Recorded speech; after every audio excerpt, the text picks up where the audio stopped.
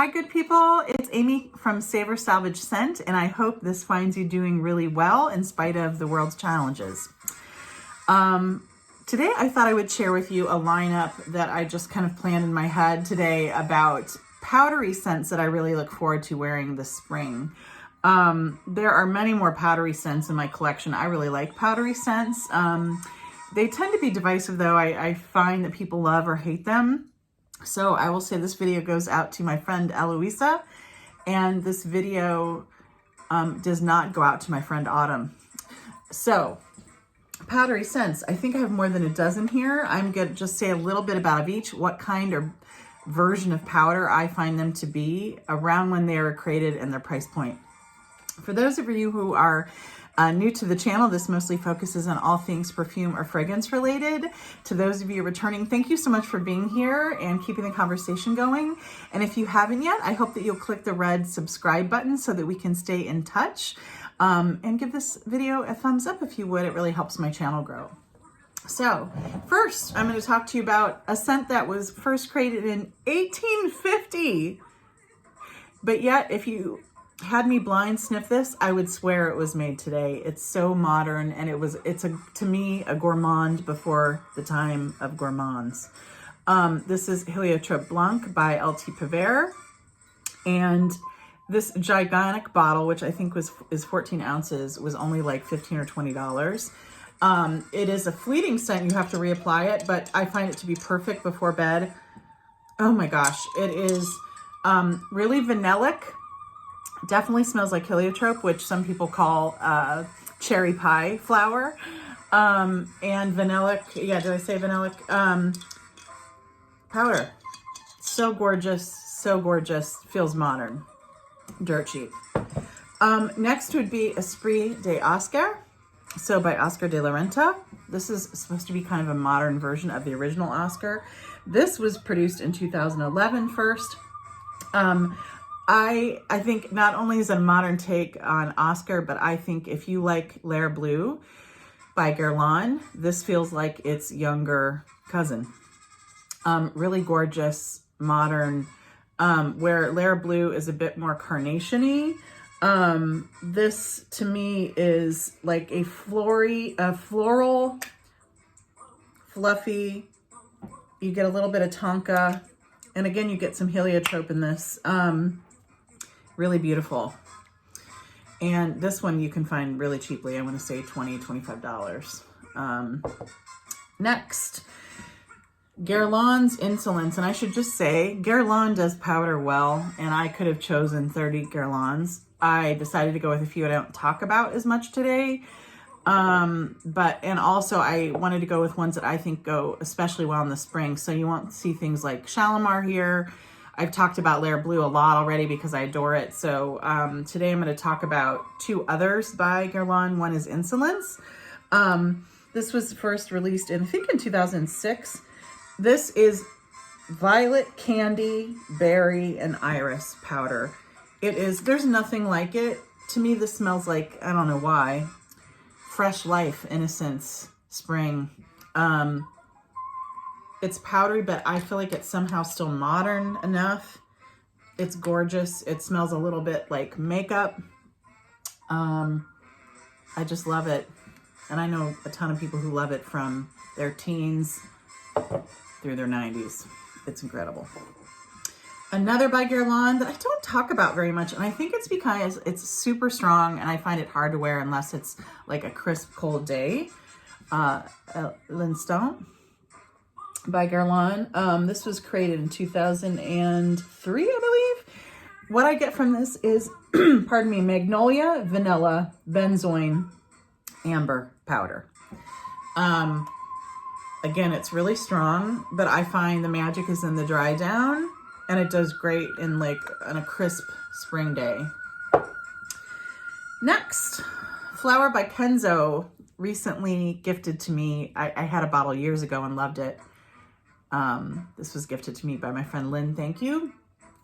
This was first created or released in, I think, 2000. This is pretty straightforward.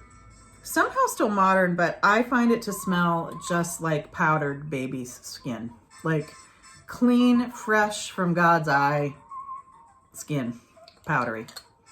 Kenzo flower. Dig the bottle. Really cool. Oh, and this one's probably 20 to 30, depending on the size of the bottle. I think really economical for how amazing it is. And when this came out, this was like revolutionary. Yeah, totally amazing. Okay, next. I love Chanel No. 5. It's not for everybody, but I would say No. 5 L'Eau is especially amazing in the spring. This is, you know, the citrus floral aldehydic No. 5, but it's, I think, more modern, easier to wear, a little lighter, low of water, from water. It is a watery, kind of brighter version of No. 5. It still has the aldehydes, but it just feels a bit more fresh, crisp, and modern. This is not inexpensive. I think it's $100 to $150, but really great. And I think I bought mine online and got a good deal on through eBay. Okay, and if I didn't say that was released in 2016.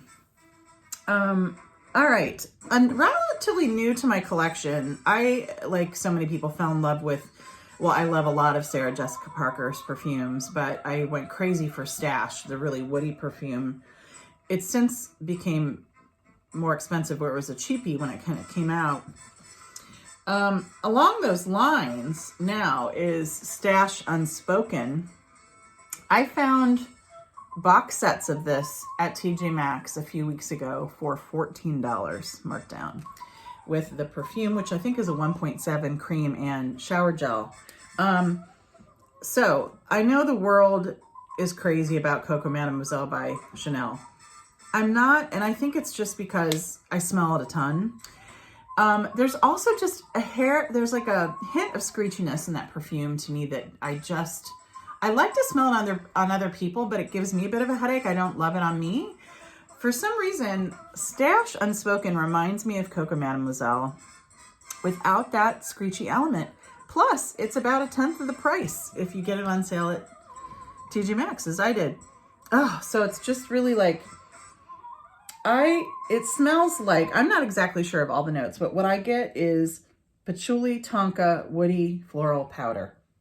Smells expensive, would be great in the crisp cold. I wore it a couple days ago and it was like a, sunny, almost spring day.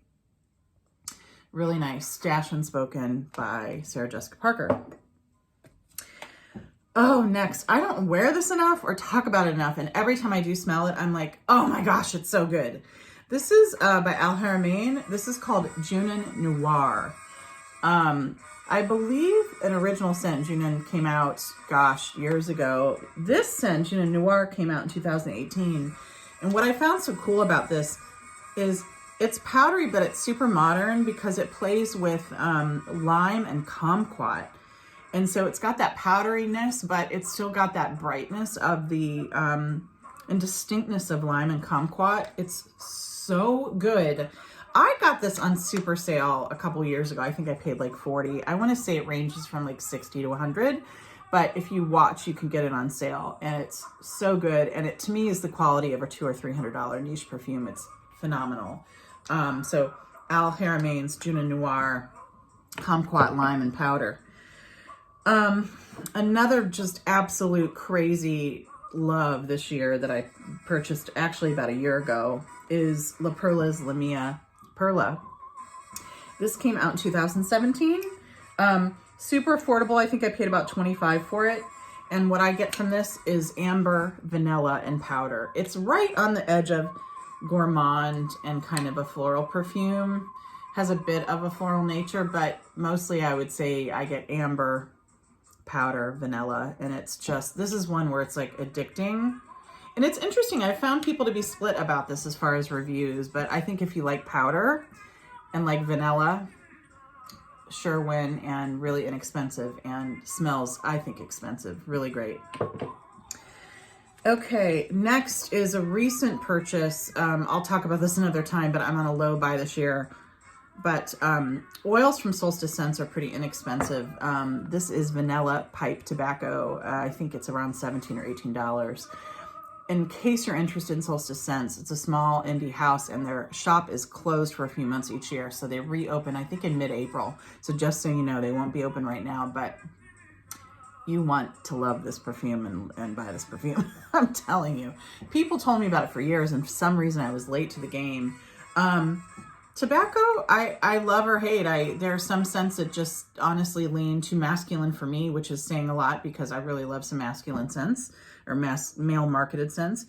And I think you should wear whatever you like, no matter where you're at in the gender spectrum.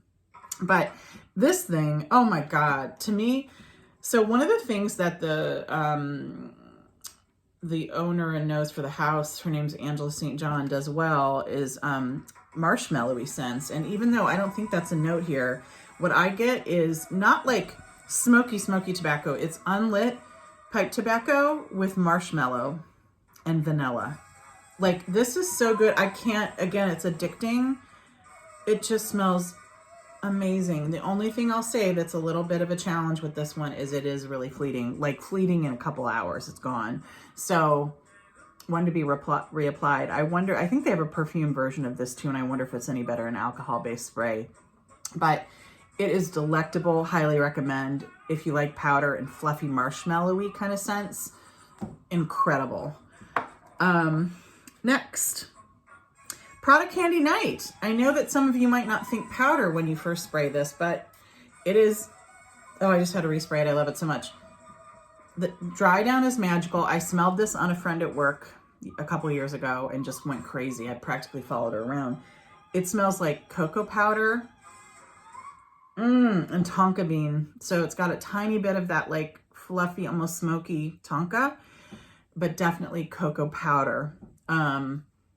Amazing. I don't always love chocolate, but this just has such a warming, beautiful quality. And I think it's light enough though, that it would be great in the spring too. Really great. Another scent that I don't talk about enough, but I never hear anybody talk about, so I suppose I am talking about it. Pharmacia's Rose Epice. So spicy pink. This is raspberry heliotrope powder. And I would call it, and I know some Guerlain lovers will roll their eyes, I would call this French Kiss's little sister. It is about $20, $25 I think. And while it's not quite as refined as French Kiss, which is, I want to say $200-300 now, this is phenomenal. Super inexpensive, nobody talks about it.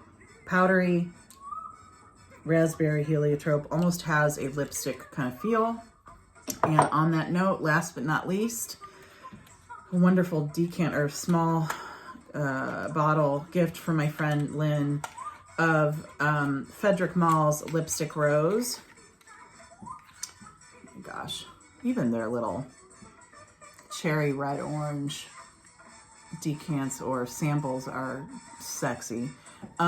This smells exactly like its name. It smells like a compact, a makeup compact with a hint of rose. It does have a bit of a berry nature to me, but maybe that's just, sometimes rose can have that. It's the most classy, clean, crisp, but powdery scent. It's wonderful. It's super expensive. So I'm really glad I have this decant, but I'm telling you, if you are looking for an investment scent and you like that kind of makeup quality or cosmetic quality with a little bit of floral and powder, this is it. It's phenomenal. So that's it for the list today. I would love to hear from you. Do you love powder? Do you hate powder? Are you somewhere in between? What are your favorite powdery scents that you think would do especially well in spring? What are you looking forward to spraying now or soon? Thanks. Talk soon. Have a great day. Bye.